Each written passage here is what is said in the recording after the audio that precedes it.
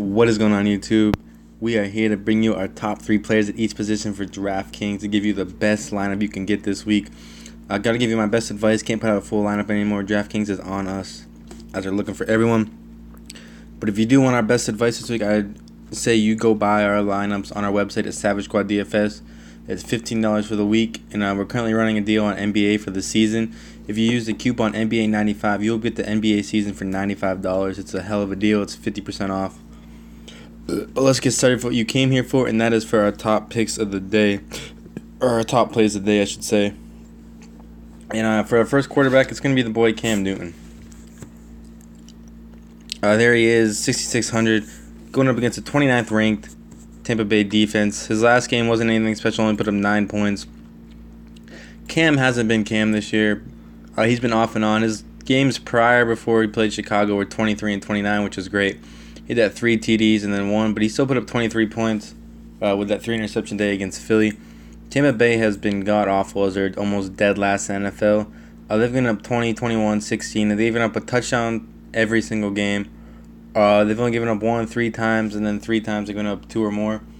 250-plus passing yards every game, and a couple 300-yard games in there. I believe they gave up 3 300-yard games. So I do like Cam Newton in this one, especially at that 6,600 price tag. Next, we have our boy Phillip Rivers, who I do like, especially at the price tag at 6,300, going up against the worst defense in the NFL, losing their captain and Hightower, which is going to hurt them big. Phillip Rivers hasn't been doing anything big. He's got, coming off the week against Denver, had 2 TDs, and then against Oakland had 1 TD for 15 and 14, and 21-22. He's really only had one bad week, and that was against Kansas City. So Phillip Rivers has been pretty consistent this year, and I think he's going to be pretty consistent fighting against this New England team that's ranked dead last still. They gave up 233 yards to Matt Ryan last week, and then 1 TD to him. But then against all weeks, we know they've given up 300-plus yards to everybody except last week. I think Phillip Rivers could easily come in and put up another 300-point day in this matchup. Next, we have Carson Wentz, who has been priced way up there, top 3 in quarterbacks. Going up against San Francisco, who we saw Dak Prescott just torch, had 3 TDs against them with a rushing one for 236 yards. They've given up 31 points their past 2 games. They've one game they didn't give up a touchdown. That was to Jacoby Brissett, which I don't count because Indianapolis is bad. But Carson Wentz has put up 4, 3, and 4 his past 3 games, 31, 31, and 30, 31, 21, and 32. So I look for Carson Wentz having another decent day. I love these 3 quarterbacks in their matchups. Let's go to our running backs that I like on the day. And the first one is going to be, if you're playing Fanduel, since this is for both, it's going to be Le'Veon Bell in his matchup against Detroit. I like him a lot, but like I said, you can't do that on DraftKings. So number 2 is going to be coming off the boy LaShawn McCoy, who's coming off his first great performance of the year, putting up 27+. Now he's going up against an Oakland team that is just 17th ranked in the league. I think he's going to continue staying hot, getting more touchdowns. Oakland has given up 100 yards 3+ times this year, then 84 and 87. They've only given up 2 TDs on the ground, but I think we're going to see Tyrod and LaShawn McCoy come out and exploit them in the passing game with little screens. And Baltimore just got another pick 6. Oh my gosh. Wow. Like I said, they're going to come out with a little screen game, get that going. So LaShawn McCoy is going to see those PPR points a lot. Another obvious play is Ezekiel Elliott. I'm not going to talk on that. But now we have Mark Ingram, who has gone up there since AP left. He's been putting up a hell of a game. He's got a 14th rank to Chicago's middle in the field. They're not bad. Last week they only up 58 yards to a bad Carolina rushing team. But then against Baltimore, 123, and Minnesota, 126. They've given up a rushing TD in all of their games except their last 2. I think we're going to see Mark Ingram hit the end zone once more. His last games, like I said, he's had 25 and 22 carries, 100-plus yards, and then 3 TDs in those games. AP leaving was the best thing for fantasy owners for our boy Mark Ingram. Now we have Melvin Gordon, who I do like. Going up against a 28th ranked New England team. I like this game a lot. I think it's going to be a high-scoring game, honestly. New England's only giving up 1 100-yard rusher, but they're still not the greatest against the rush. Like I said, Melvin Gordon is another guy we're going to see seeing PPR points. He's only had 1 100-yard game. I don't think he's going to have a 100-yard game again, honestly, but I think he's going to be up there around the 90s, and he's going to have a TD and a couple probably 5 receptions for 50 yards. So that's why I like him a lot in the PPR field. Next, we have Christian McCaffrey for our last one at 6,200, going up against Tampa Bay, who is 23rd ranked. Christian McCaffrey is not the best rusher. I mean, he's only seen one game with double-digit carries, but he's getting the receiving stats, which is like what we like to see. Like I said, his last 2 games, he's had 10 and 7 receptions, which is great for PPR. And for that price tag at 6,200, I like what we're going to see from McCaffrey against his matchup here against Tampa Bay for the 23rd ranked team against the running backs.